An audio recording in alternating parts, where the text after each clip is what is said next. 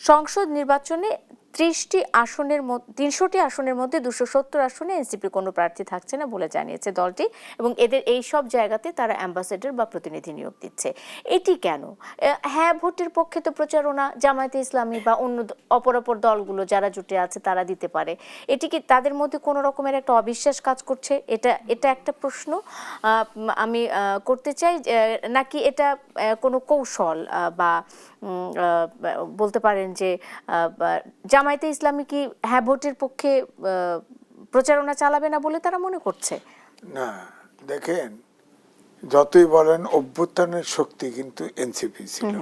এখন এনসিপি একটা অংশ জামাতে গেছে, আর একটা অংশ আলাদা নিরপেক্ষ অবস্থানে, তারা যাবে কি যাবে না। আর একটা নারী একজনও যায় নাই, সব অনেকেই স্বতন্ত্র দাঁড়ায় গেছে। তো এনসিপি তো কয়েক টুকরা হয়েছে। হ্যাঁ, এখন এই কারণে এনসিপির কাছে প্রত্যাশা অভ্যুত্থানের শক্তি হিসেবে সবাই প্রত্যাশা ছিল, আপনারাও ছিল, আমাদেরও ছিল। মুক্তিযুদ্ধের সময় একটা প্রত্যাশা, সেই প্রত্যাশা 90 বাস্তবায়ন হয় নাই, 24-এ আমরা আশা করেছিলাম। সেটা এখন এনসিপি এই অবস্থায় যে একটা ঐক্যের ভিতরে ঢুকে গেছে এবং সেখানে 30টা আসন বিএনপির সাথেও আলোচনা করেছে, এখানেও আলোচনা করেছে।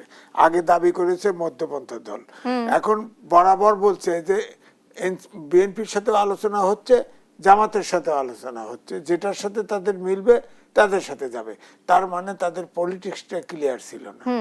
এই জন্য আমি বলবো যে অভ্যুত্থানের শক্তিটা যদি 3জন উপদেষ্টা ছিল, তারা এসে যদি অন্তত পক্ষে এনসিপিটা মানে তাদের টিকে থাকতো, অর্থাৎ তাদের তো ব্র্যান্ড ভ্যালু আছে, তারা তো যাই হোক যদিও বিতর্কিত হয়ে গেছে, এখন তারা যে 30টা আসন পেয়েছে, 30টা আসনে তাদের প্রার্থী আছে, আর বাকি জায়গায় যে অ্যাম্বাসেডর তারা আপনার ইয়ে করবে, প্রচার করবে এই গণভোটের জন্য, এবং এটা স্বাভাবিক, কারণ দরকার তো তারই আগে বেশি, তাদেরই আগে, কারণ তারা অভ্যুত্থানের শক্তি দরকার নাই, তারা তো আছে, সবারই আছে।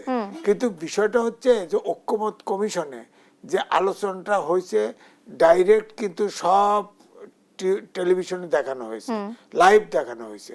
লাইভ তখনই কিন্তু ওই ধরেন বড় দলগুলো কিন্তু তাদের সমর্থকরা কিন্তু তাদের মাইন্ড ফিক্স করে ফেলছে।